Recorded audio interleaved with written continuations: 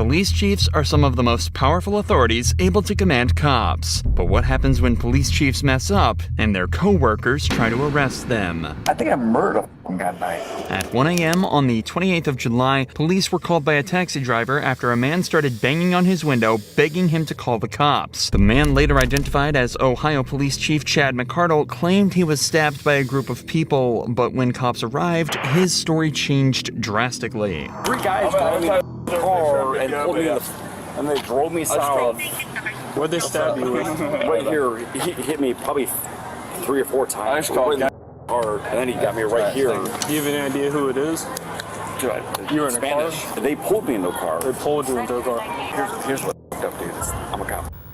I don't know what your guys' problem is, but Okay. For some reason, Chad decided to start being slightly passive-aggressive to the cops, despite them not having any problem with him whatsoever. It's clear that something might be bothering Chad, and it's obviously not the 4 stab wounds that he claims to have sustained. Luckily, it doesn't take long for him to spill the truth. they took me to some alley. They started kicking me in the face. I grabbed a stick and started stabbing me. I'm pretty sure I killed one of them. You think you killed one of them? Yeah. He like came up and kicked me in the face. I was like, all right, let's go. I broke the branch off and started just stabbing. I don't want dude to be dead, but don't around with me, dude.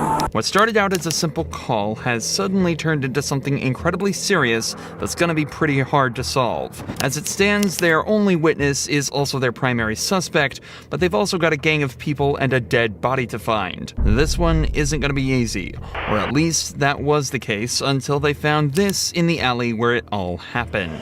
Did you come out here? What's your name? Joey. Joey, did you hear any commotion going on? Like a fight or something that's broke out? Yeah, Come out here for me so I can see you. I was just hiding from him. You were hiding from him? Yeah, So what did you hear? I was standing right there, and he kicked me in the back out of the blue. Kicked you?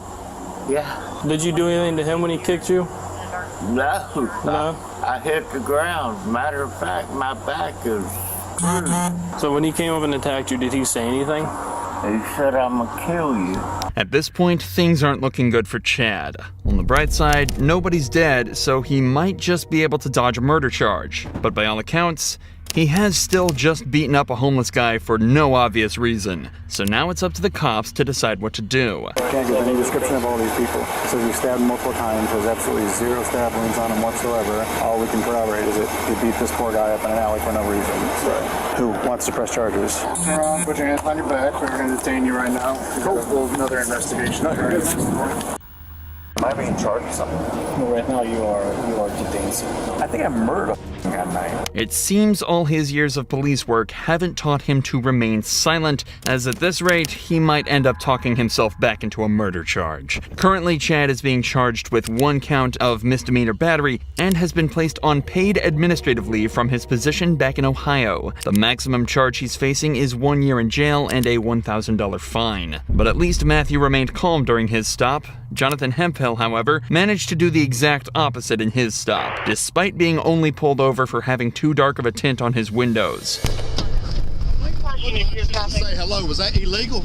No, sir. The reason why we're stopping you is because it's a window tint violation. I blinked my blue lights at you to let you know who I was. Yes, sir. Well, we didn't know with it, that's not a government tag. That is a unofficial tag. Okay. That tag's not even on file. I see. Yes. Well, we have to catch up the bill to run it and everything like that, sir. So I won't blink my blue lights at you next time. I'll let you just sit there. I was just speaking. I'm the police chief in Zebulon. Well, nice to meet you, sir. Matt Pope worked for me. Your chief worked for me. Yes, sir. There's no need to get upset. I'm upset because I spoke to you when I come by, and now you're pulling me Sir, over. I've never met you a day in my life. I understand that. Why are you being hostile? Easy. I don't have to talk to you. Okay. Easy. I'm not talking to you. The cops are immediately met with aggression despite this being a pretty minor stop. After they realized it was a fellow officer, the chief would likely have been able to explain away the window tint and let them know it was an official police vehicle with clearance. But Jonathan's aggression throws all of that out the window while making the officers believe that maybe something isn't right here. Yeah. What? She's about bringing your driver's license All back right. up. That's fine. Yeah.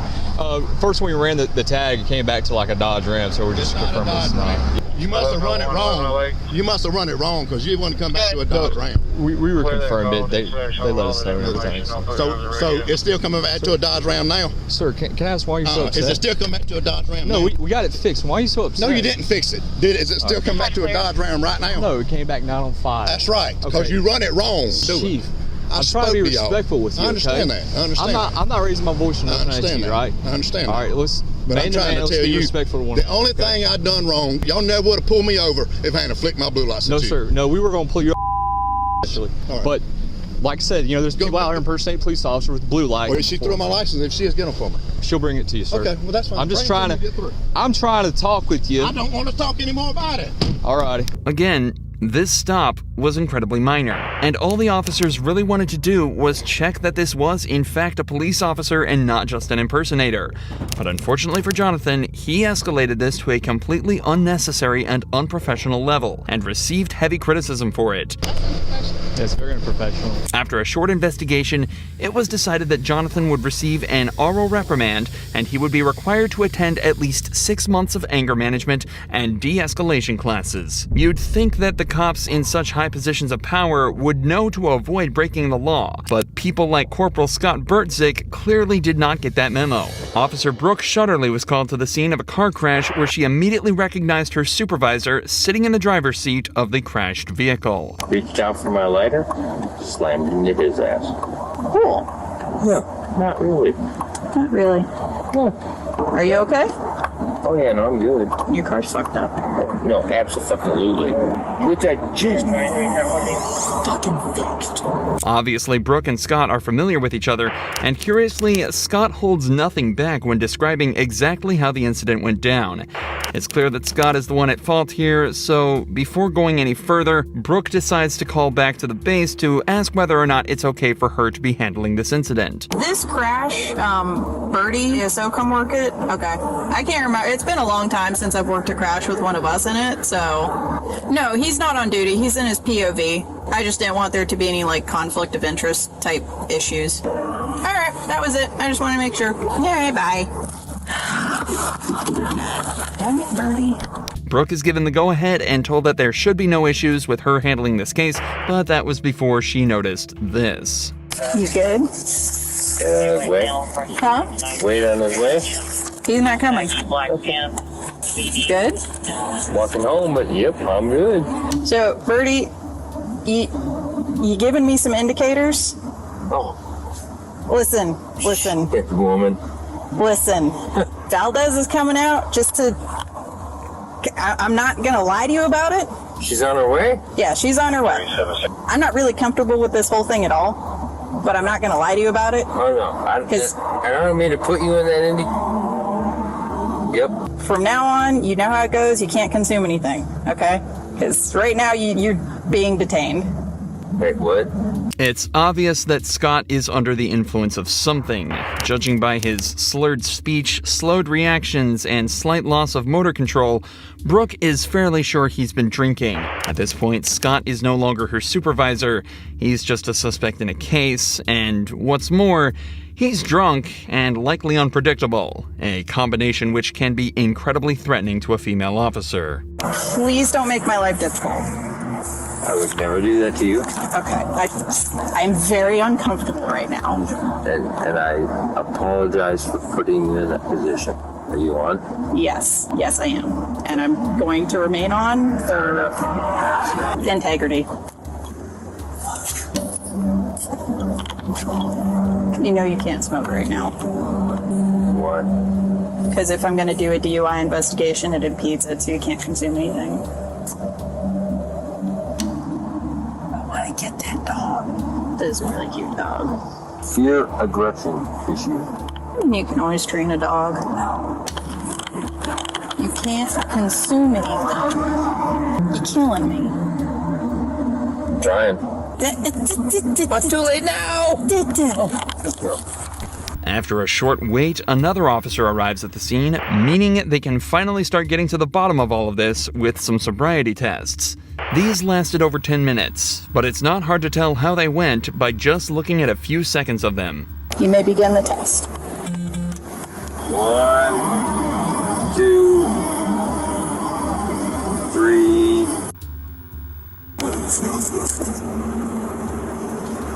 Judging by this and the overwhelming amounts of evidence against him at this point, the officers thought it was safe to conclude that Scott had been drinking that night and decided it was time to put him in cuffs. Something he was far from happy about. There's things that we can do to fix this, but fucking everything. It's got the hinge locks. Okay. Good to go? Despite Scott being one of the most polite and respectful suspects ever on this channel, he was actually hit with a better sentence than the majority of criminal cops. After blowing a .156 back at the station, he was charged with driving under the influence and damaging property. He was ordered to pay just under $1,000 in fines, serve 50 hours of community service, and take multiple substance abuse and DUI classes, and had his driver's license suspended for 6 months. He was also sued by the driver of the vehicle he hit, and a cash settlement was reached. And on top of all of that, he also was suspended without pay for a week and given a last chance agreement, meaning one more slip up and he was out for good. Realistically, this is how it should have been handled, and the Gainesville Police Department should be praised for this in the same way as the officer in charge of this case in Oklahoma. Stay in your vehicle. Back in your car. I'm Drunk? no, I'm the captain. Huh? A what? Captain. Of what? The big. Don't reach in your pocket. Get back in your car. Have a seat. I will. I'm not. You been drinking tonight? I just got a ride. You been drinking tonight, sir? I'm a captain on the police department. What police department? Oklahoma City. What division? Investigations. How much we had to drink tonight, sir?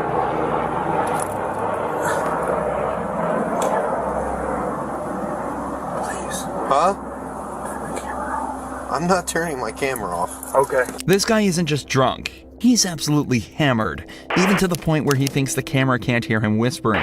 But despite the captain's pleas, the officer refuses to turn off his camera and continues with the investigation. Go ahead and step out of the vehicle. You gotta be kidding me. How much we drink tonight, sir? I was at a poker game. Uh-huh. Because you were swerving all over me when you turned off here. You didn't use your signal. I'm sorry. How much you drink at your poker game? Not much. Not much? How much is not much? I don't know. Beer? Liquor? Yeah. How Beer. many beers? 3 or 4. 3 or 4? How long ago was that? It's been going on a while. How long ago did you drink your last beer, sir? What time is it now? It's 0140. Midnight. You think you should drive it? No, but I came from 4 blocks. Your mom lives here. I live here. You live here? Yes. Come over to the rear of your vehicle. Okay. You got any weapons or anything on you? I do not, sir. Those must have been a strong few beers, as not only was he stumbling over his words, but apparently also swerving across both lanes on his way home. The captain is then searched and told to stand in the open where he's tested on his balance and sobriety. Hands down by your side, please. Look straight ahead. You see the tip of my pin, sir? I do. I want you to follow the tip of my pin without moving your head, okay? Come over here, it's a little bit more level. I'm going to demonstrate for you first. While I'm demonstrating, I want you to stand with your feet together, hands down by your side, just like this. All right, sir? What's your name? Matt French. Matt French. Mr. French, stand just like that for me. When I tell you to begin, okay, I'm just going to demonstrate for you first. I want you to pick a foot of your choosing. It doesn't matter if it's your left or your right foot. I'm familiar. And I want you to lift it approximately 6 inches off the ground. And while you look at your toe, I want you to count by 1,000. It's 1,001, 1,002, 1,003, 1,004, 1,005, so on and so forth until I tell you to stop. At any point in time you lose your balance or your foot touches the ground, just go ahead and pick your foot back up and continue to count, okay? Do you understand these instructions I've explained to you, Mr. French? You may begin. 1,000.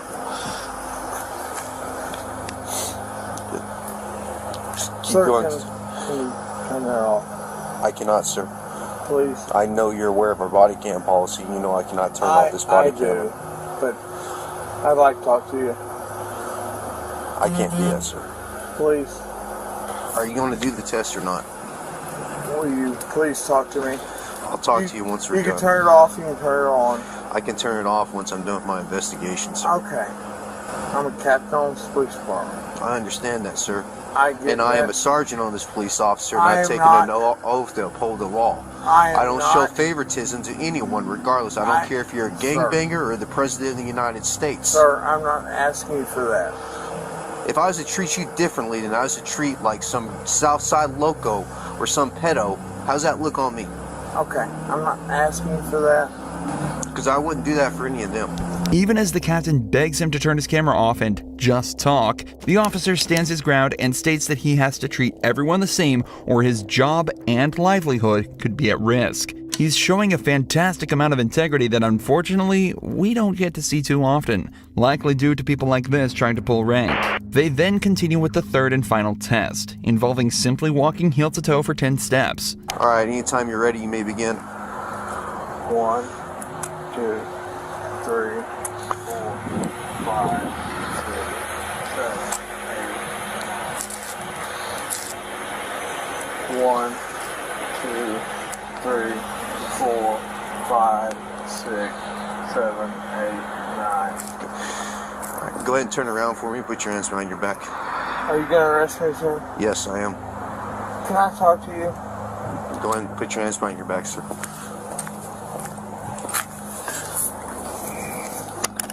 Now that the investigation is concluded and the perp is placed under arrest, the officer turns off his camera and returns the captain to the police department. Not only was he suspended from his position as Oklahoma police captain, but he was also hit with the regular punishments for DUI, likely amounting to a small fine and a few months in jail.